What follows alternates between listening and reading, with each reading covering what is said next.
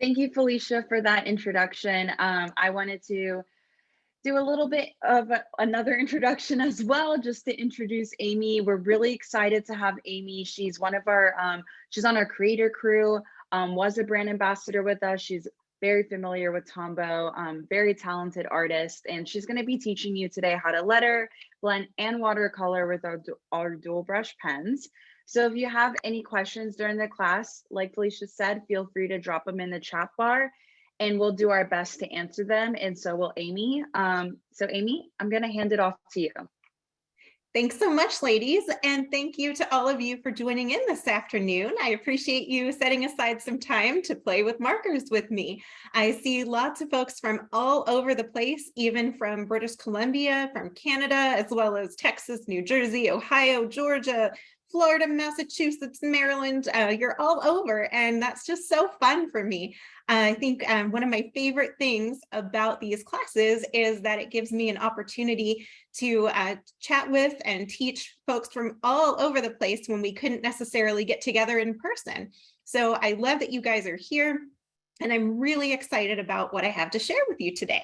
So as the title of the class tells you, our focus today, our star of the show, is the Tombow dual brush pen. And this is hands down one of my absolute favorite art supplies. And I'm not just saying that because I'm on the Tombow creator crew. I'm saying that because I fell in love with these markers way before I was a part of anything that Tombow was doing. As I started learning to letter, someone recommended these markers to me and I tried them out, loved them so much, I threw out the rest of my markers. And then I spent the next few years basically begging Tombow to work with me. So they finally accepted and put me on their creator crew, which has been a really fun adventure. So if you follow them on social media, I'm one of the 9 folks who helps create content for them on a regular basis. But that's mostly because I bothered Michelle until they said yes, because I absolutely love these markers and what they can do. So if you have your Tombow dual brush pens, go ahead and pull those out. You can use any colors that you have. And the first thing that we're going to do today, we're looking at 3 different skills. We're looking at lettering, blending, and watercolor, and we're actually going to tackle them backwards in reverse order because lettering is the most complicated of the 3. So we're going to save that so we have plenty of time to practice it. And we're going to dip our toes in with the little bit easier skills first. And these are things that literally anyone can do. So the first thing that we're going to be doing is the watercolor. And to do this, you're going to need, first of all, some paper. And what I'm using here is the Bristol board. I think this was linked in your supply list, but it's just a piece of Bristol board. And you can do this on watercolor paper as well. You can, if it's all that you have, do it on computer paper, but that's not going to absorb the water as well. So anything you have that's a little thicker, like cardstock or the Bristol board, is going to be more ideal for the watercolor. You're also, of course, going to need your Tombow dual brush pens in your choice of colors. And then we have here the Tombow water brush. And this is really fun because this is just a clear empty barrel that you fill with water. And then it has our paintbrush tip. So basically this acts like a paintbrush that we've dipped in water, but we never have to re-dip because this barrel is full. And so it keeps releasing clean water as we work. So this is one of my favorite tools for watercoloring. So this is the Tombow water brush. Then I also have the blending palette. If you don't have the blending palette, you can use any non-absorbent surface. You can see that this is laminated.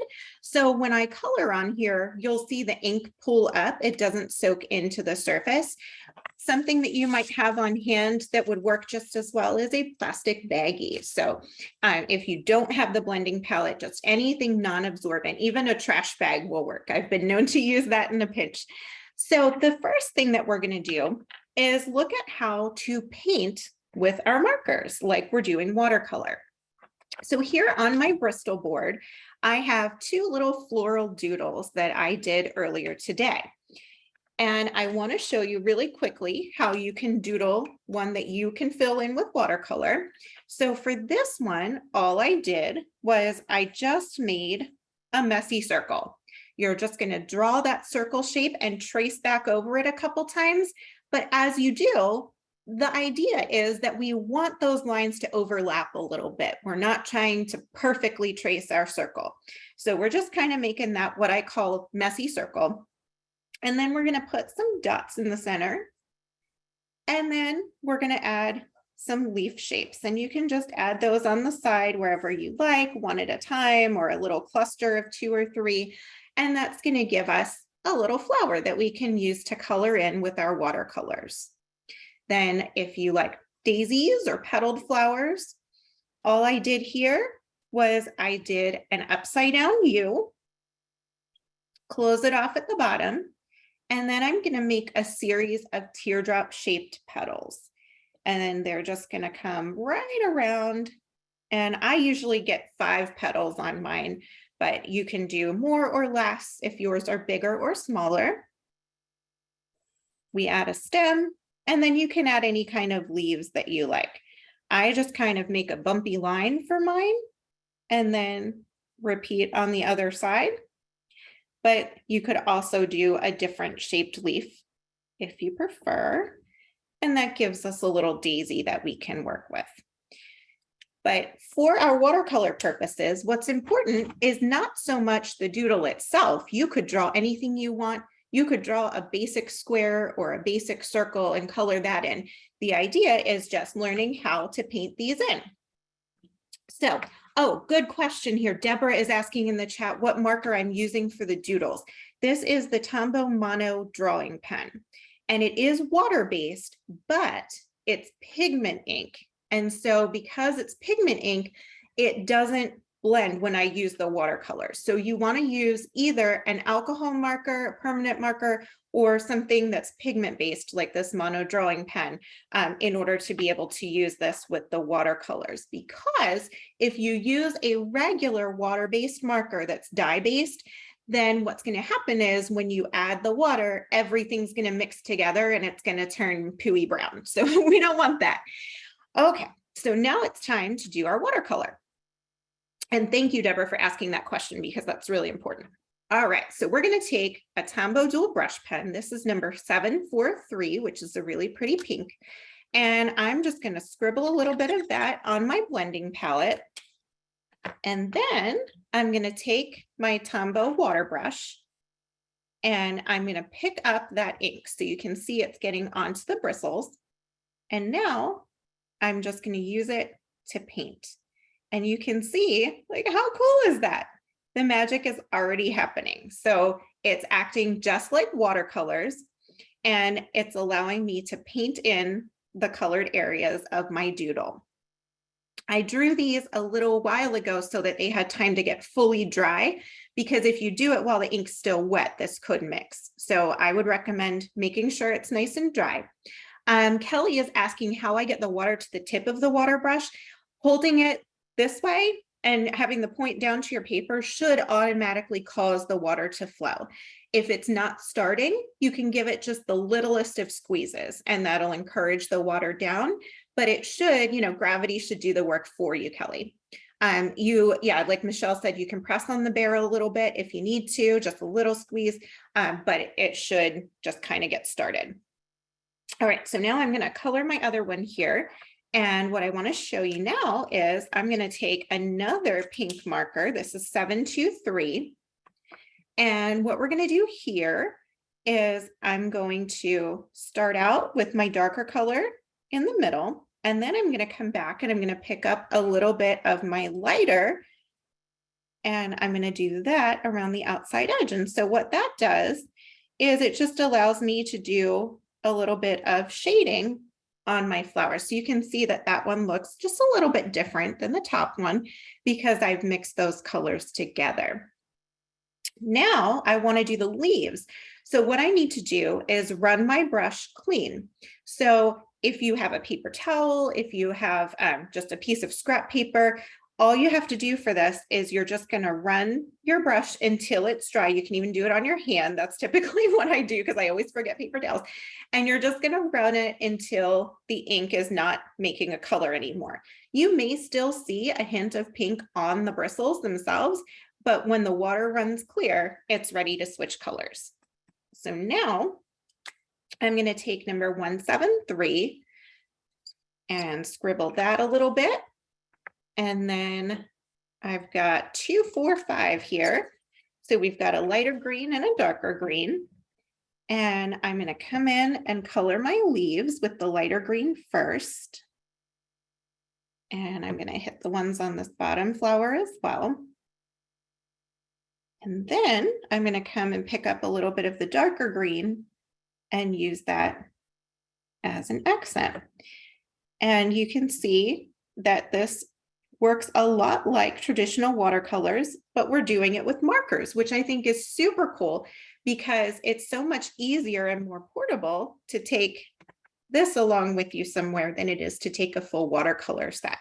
So I just feel like it's super convenient, really easy. And the nice thing is the Tombow dual brush pens come in 108 different colors. And I know some of you were noticing my new marker organizer here. This is the new desktop marker organizer from Tombow over here that you're seeing. And so there's 108 different shades that you can use for all the blending. And I know not all watercolor sets have that many color options. So that's a pretty cool thing too, that we have that many colors to play with. So now I'm going to do the leaves on my daisies while I have green on my brush. And you'll find, hopefully, that you don't really need to do a lot of squeezing on your water brush to make the water come out. Once you get going, it's just going to keep providing that water and it's going to act like a wet paintbrush all the time. And like I said, if you don't have the Tombow water brush, you can certainly use a paintbrush and do the same thing. You're just going to dip it in water and have it nice and wet, and you'll just have to re-dip, that's all. So we're just coloring in our leaves and we get this gorgeous watercolor effect, and it looks like our flowers have been painted instead of just colored in with marker. And I love this look for several reasons, because I feel like when you color just with regular markers, you don't get to do so much shading and you get that more solid, opaque kind of look. But here, it's just that lighter, really, really pretty painted effect. All right, now I'm going to do some yellow for the center of my flowers. So I'm just going to pick that up and color in my flowers. And then I also have a darker yellow here. So I'm going to come in and add a little bit of that darker yellow shade. And then you can make the petals of your flower any color that you like. So I'm going to use a light purple. This is 620. And again, you can choose any color that you want. And I didn't run clear. See, I'm not taking my own advice. I didn't make sure it ran clear. So I got a little bit of a yellow purple, but that's easy to fix. We can just add a little bit more of the purple. So this looks really light because this is a very light shade. And this almost gives us a white effect. So that could be like a regular daisy, or we can use a darker purple. This one is a really pretty shade, 673. It's kind of a pink purple. I love this one for flowers. And I'm going to color in my bottom daisy. And of course, we could go in with darker colors and add some shading as well. So let's see here. We've got questions about where to buy the organizer. Michelle put a link in the chat for where you can buy the organizer. Totally worth it. I have one for my dual brush pens and one for my ABT Pros, which are alcohol based. And they're just, oh my gosh, it's wonderful. They're so organized and so easy to get. And Simone is commenting that it seems like the brush doesn't really get stained. Yeah, that is pretty awesome, isn't it? and even if it does, it still works just as great. So this is the basics for how to use your markers like paint and watercolor. It's super easy. All you need is the marker, water, and either a water brush or a paintbrush and a non-absorbent surface, and you're ready to watercolor. So if you have any questions about that at all, you can pop those in the chat and Michelle and I will take a look.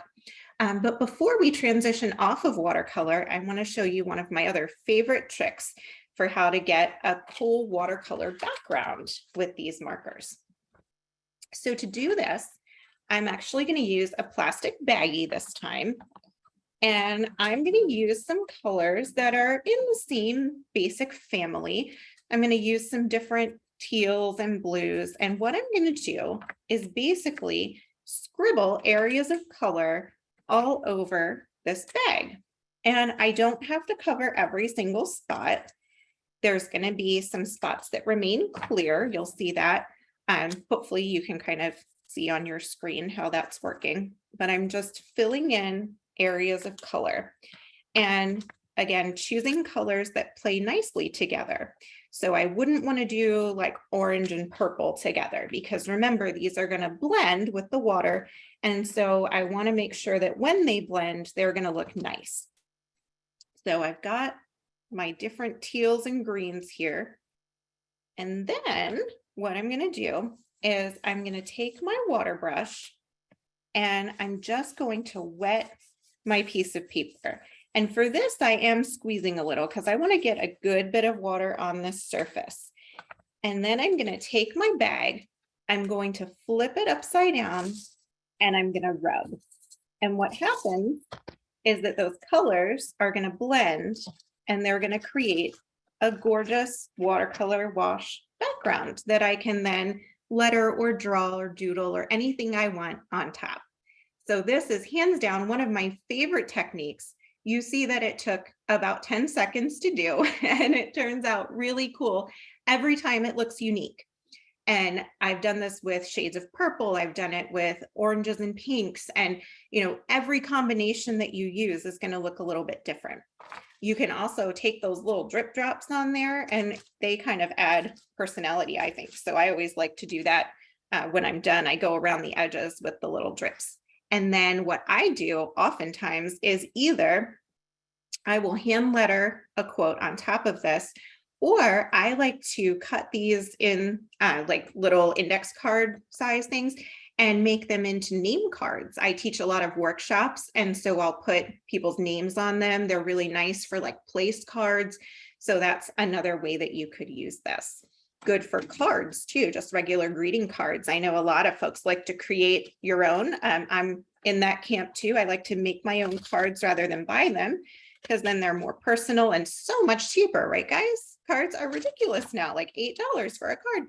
So you can easily do this on the card front and then just letter congratulations or anything you want. So this is a watercolor wash background that we did with just multiple colors of Tombow dual brush pens, a plastic Ziploc baggie, and water. Does anybody have questions on that? If you have any questions, drop them in the chat. And just FYI, if you're using the blending palette to clean that, you can just wipe the ink off with our wonderful paper towel that I forgot. You can just clean it off with water, rinse it off, and because all of these are water-based, they'll just wash right away. Paper towel, magic eraser works too. The wash is dry to the touch already. As far as lettering on it, I would wait probably maybe 15 minutes or so. And when I letter on top, I don't use a dual brush pen. I use the Tombow Food Nasuke or one of the mono drawing pens or the ABT Pro, which is alcohol based, just because I don't want to take any chances with my lettering blending and reactivating the water in the back. Okay, so that brings us to blending. That was watercolor 101, and now we're going to do blending 101. There's a whole bunch of ways that we can use these Tombow dual brush pens to blend. And one of them we already took a look at, and that is palette blending, which is where we're going to take one lighter color or more than one and a darker color, and we're going to blend them together. We can do that by placing one color on our paper and then adding a second color and blending it in however we like. Or we can do that by blending on the palette. So you'll notice here, I'm taking those two piles and turning them into one big blob of green. So basically what I did there was I created a new color. Instead of having light green and dark green, I made a green that's sort of in between the two. And hopefully the lighting is good enough that you can see there's a little bit of difference between that and the regular dark green. And you can do this with as many colors as you like. If you want to do something more along the lines of the background, you can take a whole bunch of colors in that same family and you can kind of mix a couple together, then bring in some dark blue, and we can kind of mess around with them. And you can sort of create a watercolor wash background that way as well. So that is called palette blending. And that's where we're using this non-absorbent surface to help us blend our colors using a wet paintbrush or the water brush. Then the next technique is honestly a little intimidating if you haven't done it before, just because if you're like me, you live in fear of messing up your favorite markers. The first time somebody told me to do this, I was like, nope, not going to do it. I spent money on these markers. I want them to work and last forever. Not going to do it. And then they were like, no, you have to try it. So I did. So this is called the KISS technique. And what happens here, I have two markers. The lighter one is 373 and the other is 476. And what I'm going to do is I'm going to show you first, this is what the darker one looks like. And here's the lighter. I'm actually going to take my markers and make them kiss. And I'm going to color with my darker marker directly on my lighter marker, which still makes me breathe a little funny. But now I'm going to take this lighter marker, which has darker ink on it, and write with it. And you'll see that it creates a different shade. And what happens is the more of the darker color that you apply, the more of kind of an ombre effect you'll get. And what I'm going to do is I'm actually going to grab a darker blue marker so you can see it a little bit better. I can see it here, but I'm afraid that it's not translating as well for you guys. So I'm going to take a darker blue. And now, there we go. You'll notice how as I go, I get more of this ombre effect. And what you can do is you can do this as you're going to letter something, and then throughout your word, you're going to get different shades of color, which looks really fun. And then what happens is to clean off your original marker, you're just going to rub it on a piece of scrap paper until it's back to its regular solo color. So kissing, our markers are actually going to touch. We're going to color dark onto light. It works better than if you go the other way. And then you're going to get this really neat gradual fade from one color into the next as you color or write. All right. Then we have what is probably my most used technique, which is direct blending. And that happens on the paper. So palette blending happens on the palette. Kiss blending happens on the marker. And direct blending happens on the paper. So what I'm going to do here, and this is actually the technique, if you guys liked the artwork that was sort of our inspiration for the class, this is the kind of blending that I used here for the words you matter. So what we do is we make our letter or our line with a light color. Then what we're going to do, and you can do just a line or you can do anything you want here. And then what I'm going to do is I'm going to take my darker marker and I'm going to come in and go back over the bottom half, or you could do bottom third, whatever you like, of your letter. Then Tombow has these nifty clear pens, N00, these are blender pens. And you can take that blender pen and it's basically a wet tip. And you're going to take that and kind of push the darker ink into the lighter ink.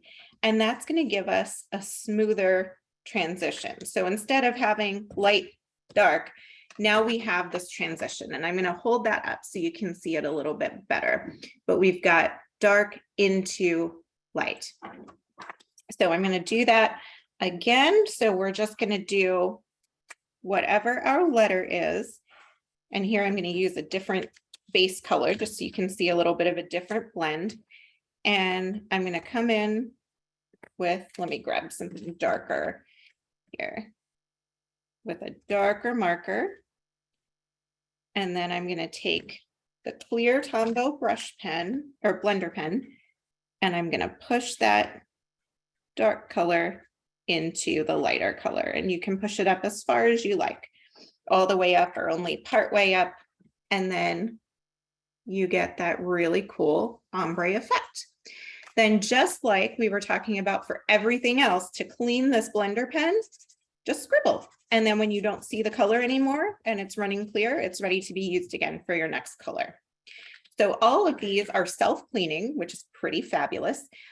You might see a little bit of stain, but it's not going to translate, because even if your marker looks blue, if it's not writing blue, that's all we care about. And same thing with the KISS technique, like it might stain the bristles, but it's still going to perform with the color ink that it's supposed to have, if that makes sense. All right, so that's our 3 types of blending that we're going to cover today. The other thing that I want to show you really quickly that I used in here to enhance my blending is that you can add a little bit of texture. So as I was going and blending, what I like to do is I'll take that darker color and I use the bottom of the marker. I probably should have said this at the beginning, but if you're not familiar with the Tombow dual brush pens, they're dual because they have 2 tips. And this one is actually kind of hidden if you don't know it's there. So, hello, it's a bullet tip. We've got our brush tip, which is what I've been using so far. And then down here, we have a bullet tip.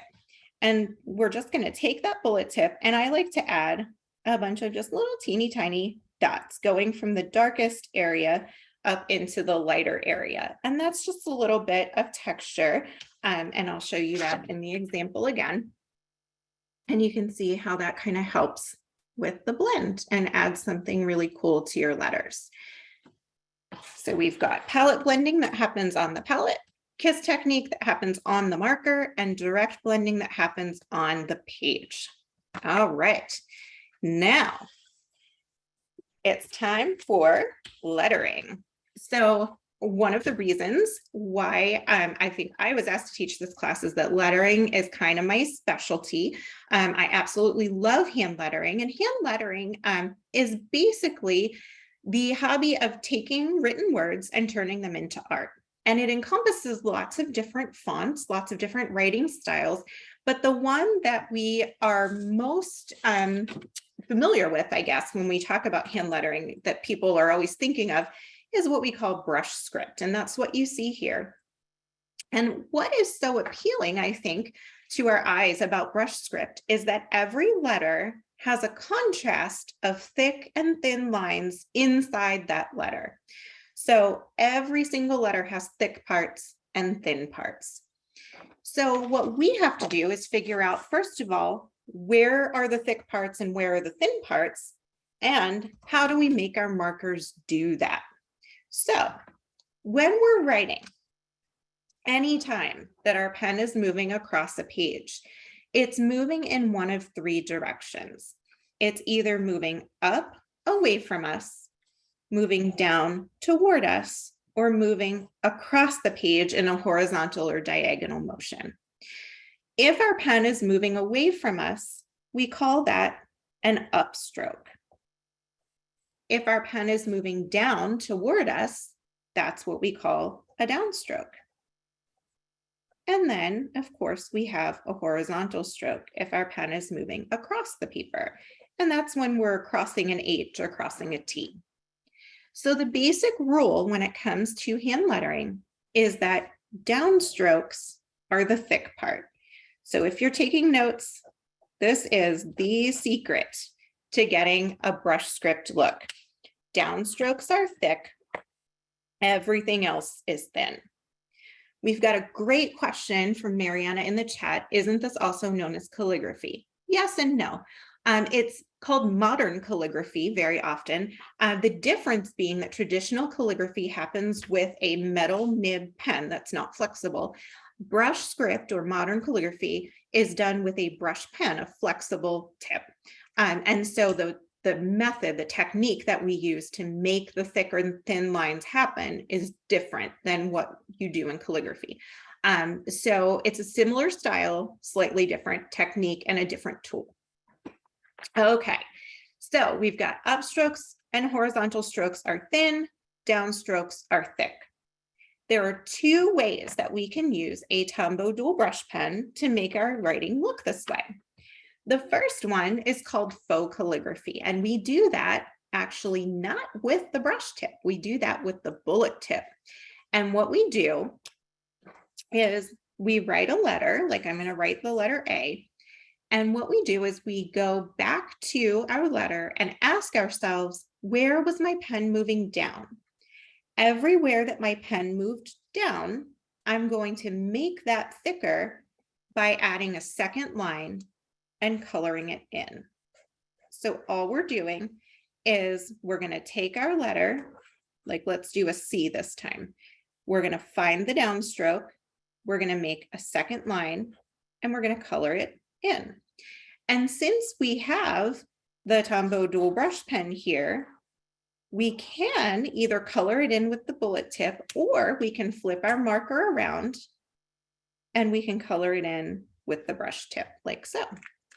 And this is one way that we can get the brush script look with our dual brush pens. We write a word in script, we find every downstroke, we draw a second line, and then we go back and we color in between the lines, and that's going to give us the thicker parts of our letters. So we get that effect of brush script without actually using a brush pen. We're using the bullet tip marker. However, what we want to focus on today is the actual brush technique. If you want to learn more about faux calligraphy and practice that, I would love it for you to come visit me at amylattacreations.com. And you can also go to tombowusa.com. There's tutorials, there's printable free practice sheets that you can download to practice this faux calligraphy. And I do have a good question here that I want to address. Do you always draw the second line on the outside of the letter or the inside? The answer is no. The answer is what happens is when you write a word, if your letters are all evenly spaced, you can say, oh, I'm always going to do it on the outside of my letters. But sometimes what happens is as you're writing, you might find that you have extra space somewhere. So what I do then is I look at my word and I ask myself, where is it going to look better? What makes more sense? Where do I have the space to add that second line? So really, it's about looking at your word and deciding where it makes the most sense to draw that second line. There's not a hard right and wrong answer, Katie, which may or may not be helpful, but sometimes it's better when we have a solid rule to follow, but it's honestly looking at it, eyeballing it, and seeing what makes it look most balanced. Okay, so for faux calligraphy, remember, free practice pages, come see me, amylattacreations.com. I have about 1 billion practice pages you can grab for that, and tombowusa.com as well. And Michelle can pop those in the chat so that you can head over and you can grab those things. Okay, so what we want to do now is switch to brush technique. And brush technique is where basically we want this look and we want this end of the pen to do that for us. So all of our rules stay the same. Upstrokes are thin, downstrokes are thick, horizontal strokes are thin, but we're making the brush tip do the work. So instead of going back and doubling up and coloring in, the idea is that we can have the pen under control enough to make the lines the way we want them to be as we write. Make sense? Okay. So let's take a look at how that works. A brush pen is called a brush pen because it has a brush tip that's designed to resemble a paintbrush. So if you think about the way that a paintbrush acts, when you press down on a paintbrush, the bristles spread out and you get a thick, wide line. When you don't apply a lot of pressure to a paintbrush, the tip stays very tightly formed and you get a thin line. And while the brush tip is not made up of individual bristles, it's flexible and designed to react in that way. So what happens is, as we apply pressure to the tip, look what happens. It's going to bend. I can actually bend my marker all the way back, and that tip is not going to break. It's just going to bend. And what happens a lot of times, again, we're very protective. I know I, for one, take my art supplies very seriously. And so I was really nervous when I did this for the first time because I didn't want to break my marker. And a lot of people are afraid of that. We're afraid we're going to damage or hurt our tools, which we don't want to do. But the reality is, brush pens are designed to do this. The whole point of a brush pen is to respond to the pressure that we apply to it. So as we push, what happens is we get a dark, thick line. As we don't apply pressure, we get a much thinner line. So what I want to do is show you how to use your Tombow dual brush pen to do a series of 8 basic brush drills. And these drills are training your hand how to apply and release pressure in order to make the basic shapes that form the alphabet. So at first, these are going to be like, okay, I want it to letter. Why am I making these shapes? But the truth is, once you master the shapes, you can write any letter in the alphabet. So this is what I filled sketchbooks with, was just these 8 strokes, these 8 different brush drills. And then we use those as the building blocks for how to write our letters. So the first one that we're going to practice is the downstroke. And to do the downstroke, all we're doing is we're applying pressure as we pull the pen from the top to the bottom. And as you do this, if you are using Tombow dual brush pens, which I certainly hope that you have some to play with, your lines should look as thick and dark as mine. You can use any color, they all work the same, but if your lines are not this thick, you're not pressing hard enough. Sometimes people will press like this and they think, oh, okay, there's my pressure. Nope, push. I want nice, dark, thick lines. And as you go, we're just going to do a series of those. If you are doing this, you can do this on any kind of paper. The smoother, the better. And personally, I like practicing on the Bristol board or a nice medium weight sketch paper that's nice and smooth. But if you've got lots of paper to practice with, fill a page with these downstrokes, because we're teaching our hand how to apply that pressure and get the kind of thick line that we want. Hand lettering is just like anything else that we learn how to do. It's like riding a bike, driving a car. It gets into the muscle memory of our hand. And what happens is, over time, your hand will learn and remember when to press and how, and when to release and how. And then you will be like me and you'll be hand lettering your grocery list, because you can do it just as easily and quickly as printing. Kelly is asking, how do you hold the pen? I hold the pen just like I hold any other pen. I've got just a regular standard grip. And as I'm doing the downstroke, I'm allowing pretty much the full brush to contact the paper. So if you can see that, like, see how it's flexing and bending. And as I push, like, the whole side of the brush is making contact with the paper. Then in contrast, we're going to try an upstroke. So to do the upstroke, remember, we're going, instead of from top to bottom, we're going from bottom to top. And we're not going to apply pressure.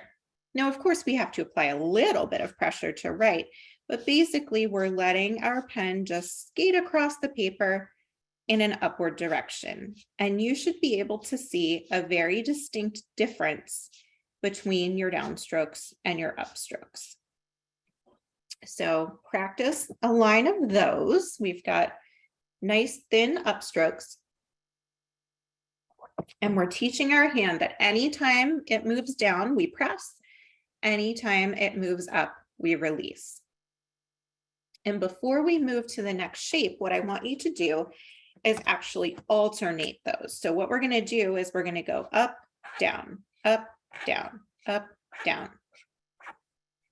like so. because that's going to get your hand used to switching. Because it's one thing to do a whole row of the same thing, but what we want to teach our hand to do is when I go this direction, I release. When I come this direction, I press. So release, press, release, press, release, press, and so on, till you've filled up a little bit of your paper with those drills. And again, if you have any questions, you can pop those in the chat. I've got eyes on it, and I would love to answer any questions that you have. If you feel like you're doing okay with that, I would love to see some little happy emojis or something just to let me know that you're following along and that you're feeling okay. And then we're going to move on to our next shape. So we have, oh good, we've got a smiley face. Whew. You know, honestly, these are, yeah, party faces, love faces. Oh, I like the sunflower. We've got so many sunflowers blooming around here. Yay, yay, yay. Sherry, Kelly, Kathy, Kristen, good, good, good. Hi, Annette. Yay. I love to see those happy faces. Teaching is my favorite part of what I do, and I do a lot on Zoom, and occasionally I get to do it in person, and in person is always my favorite because I can see your smiles, or I can see your like, oh my gosh, help me faces. Does a Sharpie work for the black lines? I'm not sure which black lines you're talking about, Lynn. Are you talking about the outside of doodles? If so, it would, but of course Tombow is better because Tombow is Tombow. And that's my answer, and I'm sticking to it. Okay, so now what we're going to do is we're going to look at the next shape, which is an overturn. So we were just practicing going up, down. So now what we're going to do is we're going to go up, down, but we're not going to pick up our pen. So we're going to go up, and then when we get to the top, we're going to press. So we release and press, release and press, release and press. And you can make these as wide or as skinny as you want. That's not the point. The point is we're switching from thin to thick. So it's like a mountain, and we're going to start climbing the mountain with no pressure. And when we get to the top, we're so excited we made it to the top of the mountain that we push. So we go up and down and up and down and loop, loop, loop. And that is what we call an overturn. And we were talking before about how our building block shapes here make our letters. And so if you think about it, when we put together a downstroke and an overturn, we have the letter N.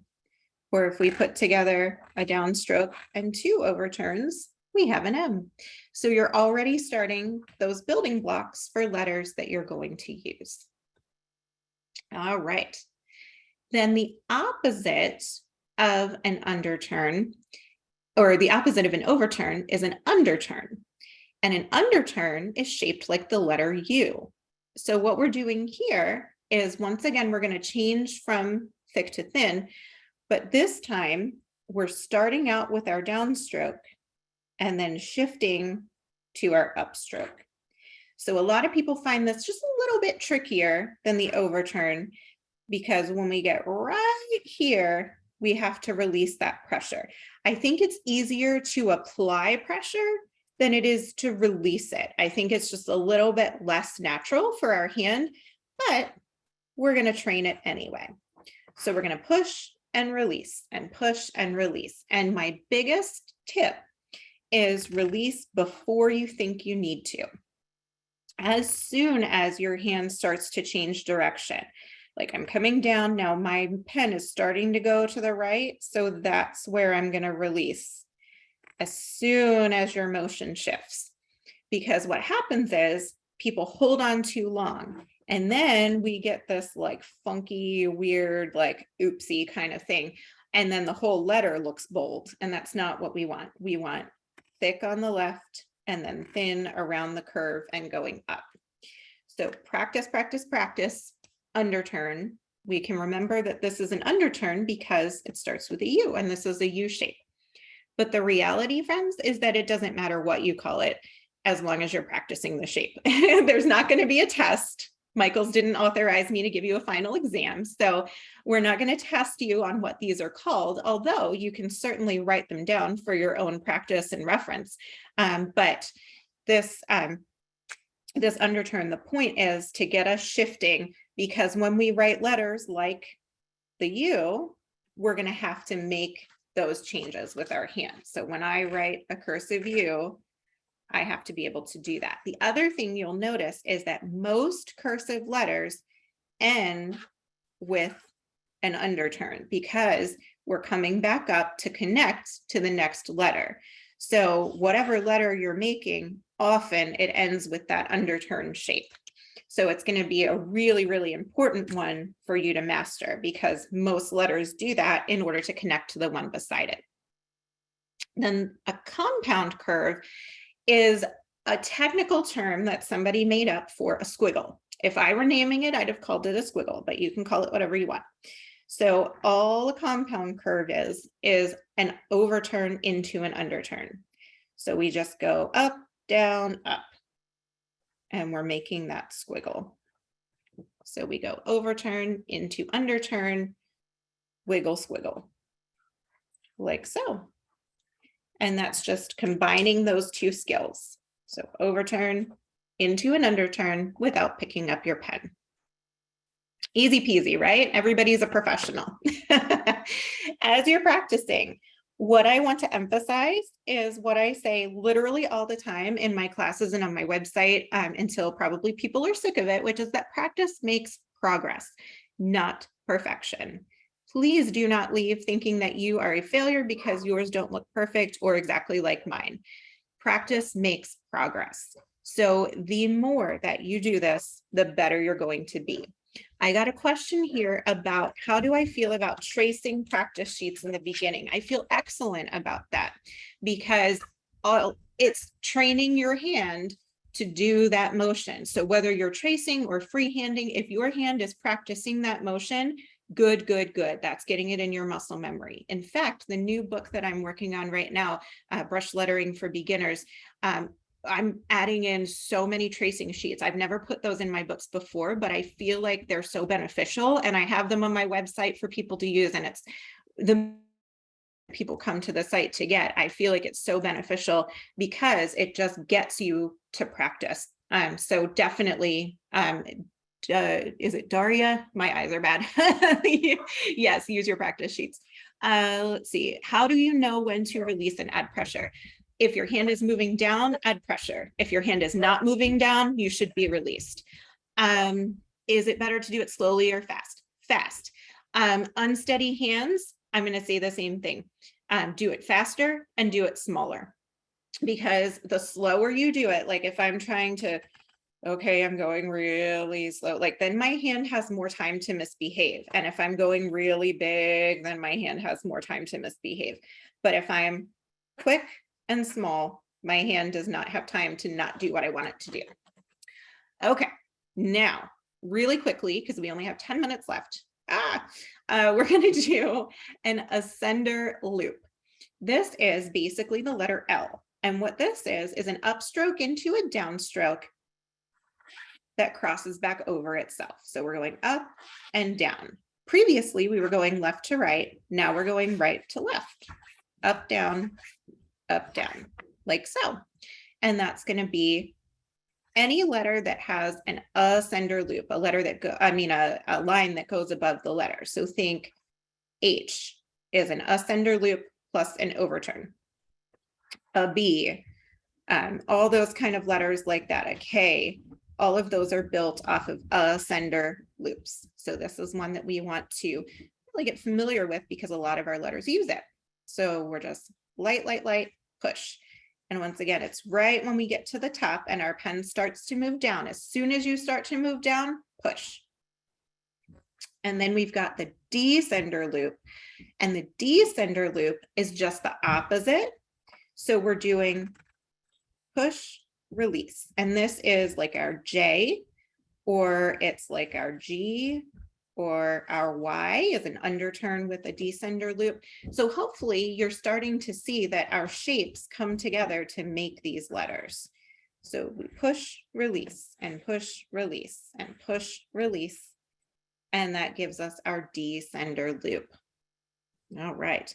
And I'm getting questions there about practice pages. It's amylattacreations.com is my website, and you can go to, there's across the top menu, there's a section that says hand lettering and practice pages, and you can just tap, click, tap, whatever, right on there. And there's practice pages. Literally, I have pages for every single letter of the alphabet. So you can print out a practice, well, 3 practice pages just for the letter A. I've got a question here. Is it better to start with these markers or with the smaller Fudenosuke pens?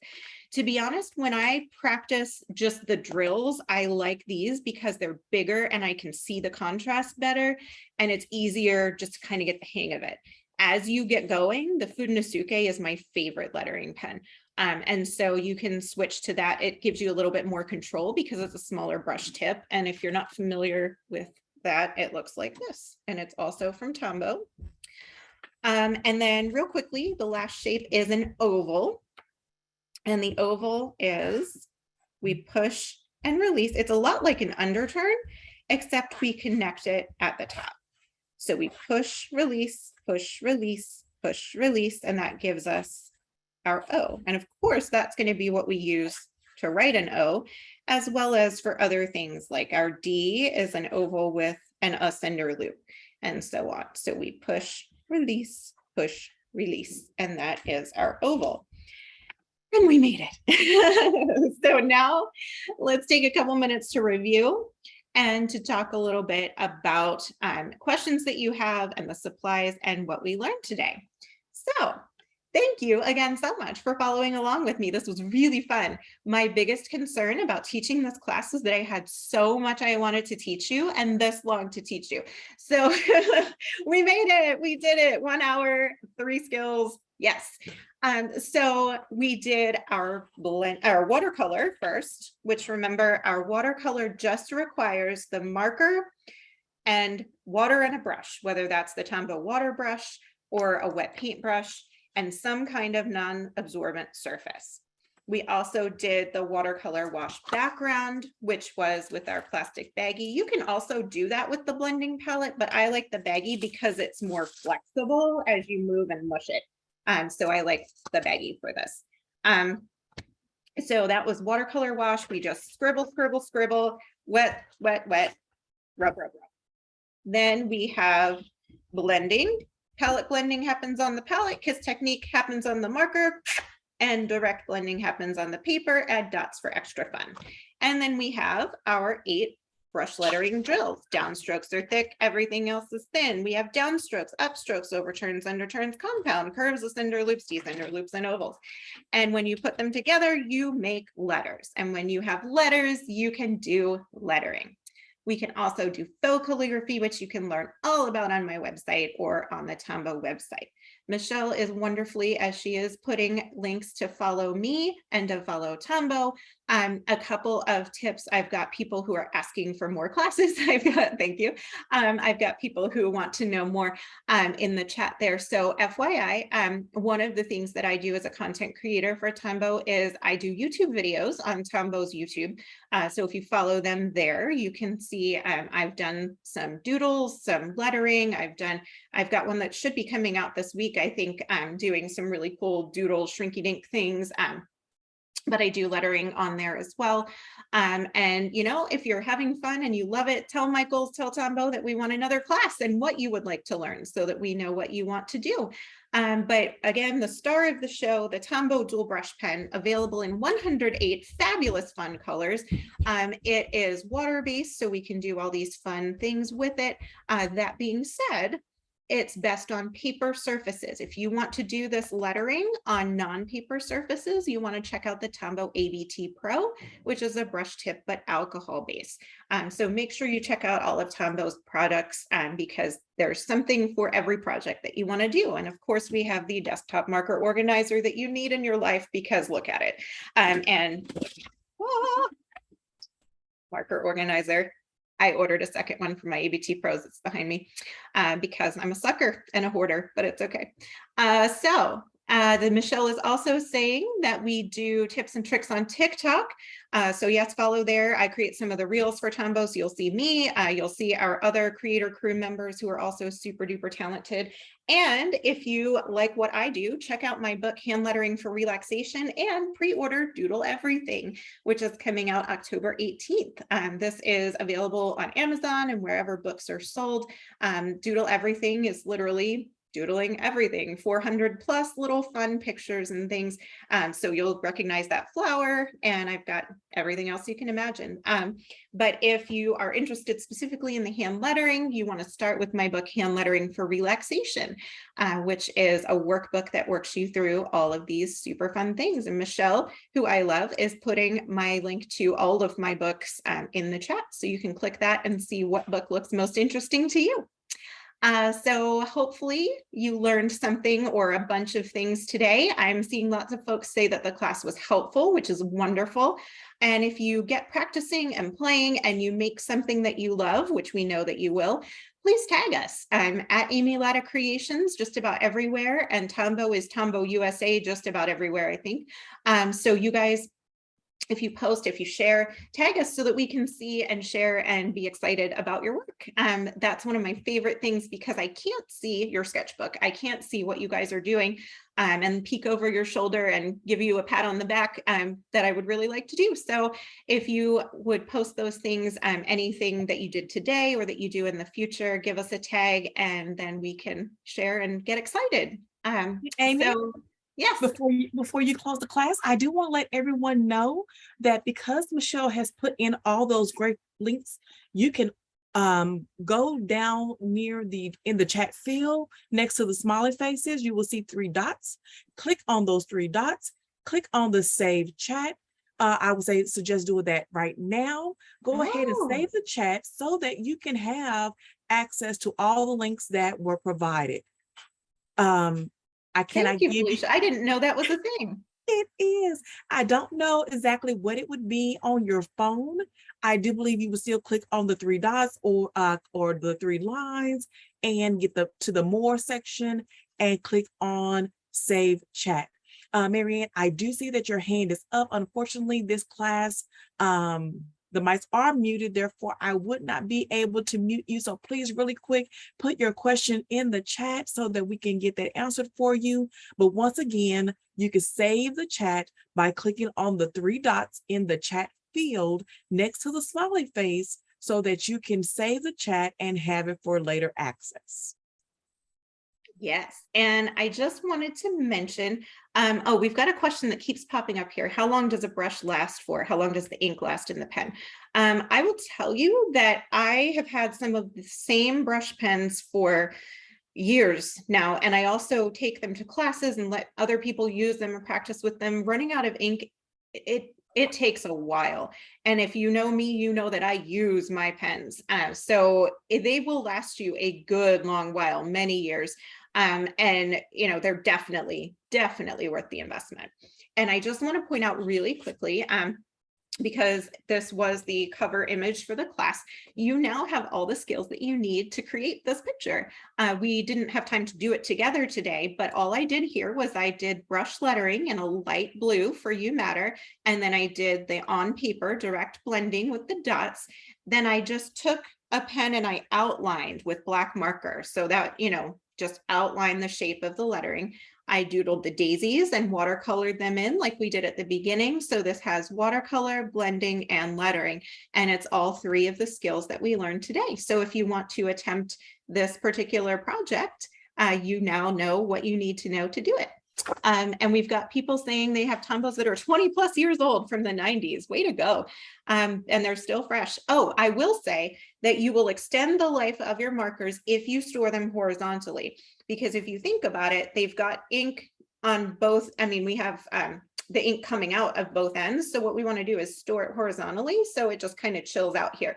If you store them this way or this way, all the ink will run to one end or the other, and that's not what we want. So ideally, to best prolong the life of your markers, store them horizontally, which is why this is the perfect storage organizer.